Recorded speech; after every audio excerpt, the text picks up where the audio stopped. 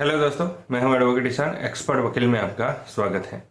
दोस्तों, आज हम बात करेंगे कि आप अगर किसी व्यक्ति को आप उधार में माल देते हैं या उधार में पैसा देते हैं तो आपको किन किन बातों का ध्यान रखना चाहिए, ये आज हम इस वीडियो में जानेंगे। क्योंकि कई बार हमने ये देखा है कि हम जो उधार में माल दे देते हैं या फिर रुपए दे देते हैं और फिर कुछ सावधानियों नहीं रखते हैं, जिसके कारण कई बार क्या होता है, हमारा ही पैसा और हमारा ही जो माल है उसकी रिकवरी, उसकी वसूली के लिए हमें जो है बहुत तकलीफ पड़ती है। और जो व्यक्ति उधार लेके चला गया है उसके खिलाफ कुछ हम कानूनी कार्यवाही कई बार नहीं कर सकते हैं, क्योंकि जो सावधानी रखनी चाहिए, जो हमें ध्यान रखने चाहिए था, जिम्मेदारी रखनी चाहिए थी, वो नहीं रखी होती है। तो हम यही बातों का ध्यान रखेंगे और यही बातों जानेंगे कि किन किन बातों का ध्यान रखना है किसी भी व्यक्ति को जब उधार देते हैं या फिर माल देते हैं या फिर रुपए देते हैं, तो किन बातों का ध्यान रखना चाहिए। तो वीडियो को अंत तक जरूर देखिएगा ताकि आपको इन्फॉर्मेशन पूरी मिल सके। और अगर आपने अभी तक हमारे चैनल को सब्सक्राइब नहीं किया तो सब्सक्राइब कर लीजिए ताकि ऐसे लीगल नॉलेज और लीगल वीडियो आपको मिलते रहे। तो चलिए शुरू करते हैं।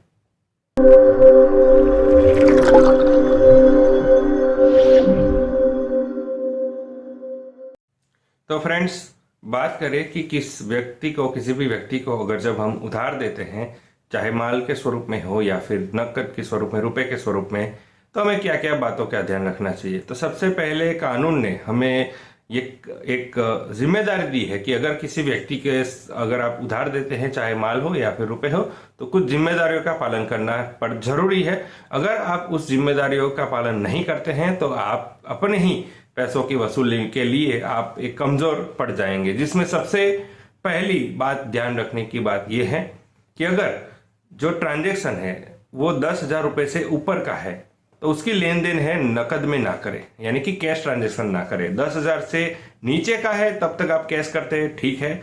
लेकिन अगर वो कोई ट्रांजेक्शन है, कोई रुपए का माल है जो 10,000 से ऊपर का है, तो आपको उसका जो ट्रांजेक्शन है वो आप वाया बैंक थ्रू करें या यूपीआई के थ्रू करें, यानी कि जिसके कारण आपके पास एक रिकॉर्ड बन जाता है कि आपके अकाउंट में से उसके अकाउंट में जो है कैश या नकद ट्रांसफर हुआ है, पैसा ट्रांसफर हुआ है या फिर कुछ ट्रांजेक्शन हुआ है। तो अगर सबसे पहली बात यह है कि अगर 10,000 रुपए से ऊपर का है तो आपको बैंक ट्रांजेक्शन ही करना चाहिए। दूसरी बात आपको यह ध्यान रखनी है कि आप अगर इस किसी व्यक्ति को उधार माल देते हैं तो उसकी जो रसीद है वो आप बनाएं, पक्की रसीद बनाएं। कई बार क्या होता है कि कुछ लोग जो टैक्स बचाने के लिए जो रसीद नहीं बनाते हैं या फिर कच्ची रसीद बनाते हैं, ऐसा करने से आप अपना ही नुकसान कर रहे हैं। सरकार को कुछ टैक्स देने से बचने के लिए आप अपनी जो बड़ी रकम है उसके ऊपर एक जोखिम खड़ा कर रहे हैं। तो ऐसा नहीं करना है।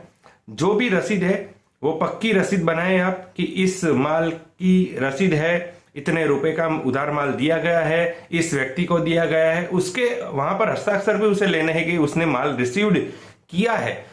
इस तरीके का उस रसीद में आप रिसीव भी करवाइए, सिग्नेचर। साथ साथ उसको यहां पर लिखने के भी लिए कह दीजिए उस रसीद में कि आप इस जो माल का या रुपए का भुगतान आप कब करेंगे। तो वो अपने हाथों से उस रसीद में भी पॉइंट नोट डाउन कर देगा, लिख देगा कि मैं इतने समय में या इस तारीख को इसका भुगतान करूंगा।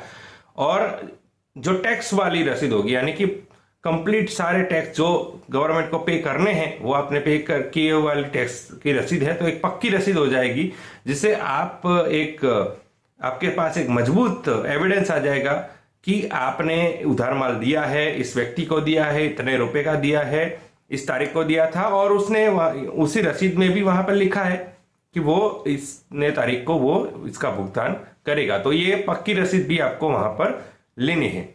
तीसरी बात आपको ध्यान रखनी है कि अगर हो तो प्रोमिसरी नोट या आप रसीद में लिखवा दें कि, और उसी के हाथों से लिखवाए कि जैसे अगर आपने माल उधार दिया है या फिर आपने रुपए उधार दिए हैं तो आप उसी से लिखवा दीजिए कि आपने इस तारीख को इतने रुपए का माल लिया है और इस तारीख को आप पे करेंगे, इतने टाइम में पे करेंगे। तो क्या है, आपके पास एक एविडेंस रहेगा कि आपने इस तरीके का जो है लिखान पट्टी कराया है, ताकि आपको इन फ्यूचर में अगर वो माल पे रुपए नहीं देता है या पैसा नहीं देता है तो आप रिकवरी कर सकते हैं, आपके पास एक मजबूत एविडेंस रहेगा।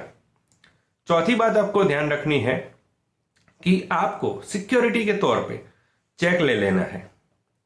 कई बार ये सिक्योरिटी का जो चेक का मामला है ना, कुछ लोग उसमें गलतियां कर देते हैं। अब गलतियां किस तरीके से करते हैं कि ब्लैंक चेक में साइन ले लेते हैं। अब ब्लैंक चेक में साइन ले लेते हैं तो इसमें क्या होगा कि जिसको आपने उधार दिया है उसी का साइन है, उसी का चेक है, लेकिन कोई और डिटेल नहीं लिखी है।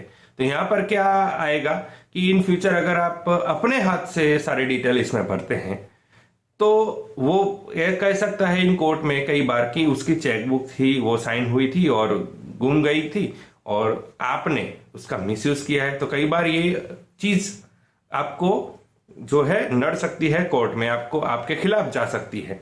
लेकिन आपको ऐसा नहीं करना है। आपको चेक लेना है सिक्योरिटी के तौर पर, लेकिन आपको उसी को बोलना है कि आप तारीख डाल दो, आप नाम लिख दो, रकम लिख दो, साइन कर दो, पीछे भी उसके साइन करा देना है। यानी कि यहां पे क्या हो गया कि आप ब्लैंक चेक लेंगे उसके साइन वाला और यह सारी डिटेल वाला चेक लेंगे। इसमें जो जिसने उधार लिया है ना वो मुकर नहीं सकता है। अगर इन केस वो पेमेंट नहीं करता है तो आप ये चेक जमा करा सकते हैं बैंक में, और अगर चेक डिसऑनर होता है तो सेक्शन 138 के तहत आप मामला दर्ज करा सकते हैं। इससे पहले आपको नोटिस भी भेजना होगा, लेकिन आपके पास एक मजबूत एक स्ट्रॉन्ग एविडेंस आ जाता है। अब इसमें क्या होगा, ये जो सिक्योरिटी के चेक में इसने खुद ही अमाउंट भरी है, खुद ही नाम लिखा है, खुद ही तारीख भरी है, यानी कि सारे के सारे है यहाँ पर जो है हस्ताक्षर और लिखान पट्टी उसी के हाथ से है। तो वो ऐसा नहीं कर सकता कि चेक का यहाँ पर मिसयूज हुआ है, क्योंकि सभी अगर एफएसएल में भी जाएगा तो उसी का सब साबित हो जाएगा कि उसी ने लिखा है। तो ये आपके एक फेवर में बहुत ही मजबूत पक्ष हो जाएगा। तो चेक ब्लैंक लेने के बजाय आपको जिस अमाउंट का बनता है वो चेक, उसी अमाउंट का उससे लिखवा दीजिए। ये एक सबसे बेहतर तरीका है। किसी भी व्यक्ति को उधार देते हैं माल या फिर रुपए, तो आप उसी के हाथों से उसी दिनांक बिनांक लगाकर डिटेल भराकर आप चेक रख लीजिए। आखिरी ऑप्शन ये है आपके पास, और आपकी अगर आप बड़ी डील कर रहे हैं तो आपको एक अग्रीमेंट कर देना है, रजिस्टर्ड अग्रीमेंट कर देना है। आपको मिनिमम 500 रुपए का स्टैंप लेना है और उस पर सारी डिटेल लिखनी है कि उसने उधार माल है, वो कौन सा माल लिया है, क्या प्रोडक्ट ली है, क्या डिटेल है उसमें, फिर वो कितने समय के लिए उसने उधार लिया है, क्या इसने सिक्योरिटी के तौर पे कोई चेक दिया है या नहीं दिया है, और इसके अलावा वो कितने समय में पे करने के लिए वो उसने कहा है। तो ऐसा सारा कुछ यहाँ पर अग्रीमेंट में सब लिखवाना है। उसके बाद 2 साक्ष्य के हाजिर में आपको इसे नोटराइज करवा देना है। तो इससे क्या होगा कि एक अग्रीमेंट, मजबूत एग्रीमेंट बन जाएगा, और इससे यह साबित होता है कि यहाँ पर आपने कुछ लेन देन किया है, अग्रीमेंट हुआ है, दोनों पार्टी, आपने कुछ दिया है, उसने कुछ लिया है, उसने कुछ जो है कहा है कि आप इतने समय में वो इस माल का या रुपए का आप भुगतान आपको कर देगा। तो ये सारी चीजें लिखी हुई आपके पास एक मजबूत एविडेंस के तौर पे आ जाती है। साथ ही साथ आपने सिक्योरिटी के तौर पर चेक तो ले ही होंगे। तो ये सारी बातें जो है वो आपको ध्यान में रखनी है कि अगर किसी व्यक्ति को आप उधार देते हैं तो सबसे पहला कि आप 10,000 रुपए से ऊपर की चीज है, ऊपर की बात है, तो आप कृपया नकद ट्रांजैक्शन ना करें, आप बैंक से ही ट्रांजैक्शन करें ताकि एंट्री आपके पास रहे, आपके पास एक एविडेंस आ जाए। दूसरी बात आपको ध्यान में रखनी है कि प्रोमिसरी नोट है या पक्का बिल है वो आप कृपया अपने पास ले ले ताकि वो भी एक मजबूत एविडेंस के तौर पे आपके पास रहे। तीसरी बात है कि आप सिक्योरिटी चेक ले ले जो कि सारी डिटेल्स भरी हुई हो, ऐसा चेक ले ताकि कहीं भी ऐसा ना हो कि उसने चेक गुम हो गया या फिर मिसयूज हुआ है, ऐसा वो बोल के वो आपको कोर्ट में वहां पर आपको जो है आपका केस कमजोर न पड़े। और आखिर में अगर बड़ा ट्रांजैक्शन है तो आपको करार जरूर कर लेना चाहिए। तो दोस्तों, इन बातों का अगर आप ध्यान रखते हैं, इन जिम्मेदारियों का अगर आप ध्यान रखते हैं, तो अगर आप किसी भी व्यक्ति को आपने उधार पैसे दिए होंगे तो आपको जो वसूली करना है या रिकवरी करना है, यानी कि उधार पैसे दिए हैं या फिर उधार माल दिया है, तो उसकी रिकवरी में आपको दिक्कतें नहीं आएगी। अगर आप इनमें से किसी भी बात का अगर आप ध्यान नहीं रखते हैं तो बिल्कुल दिक्कत आ सकती है।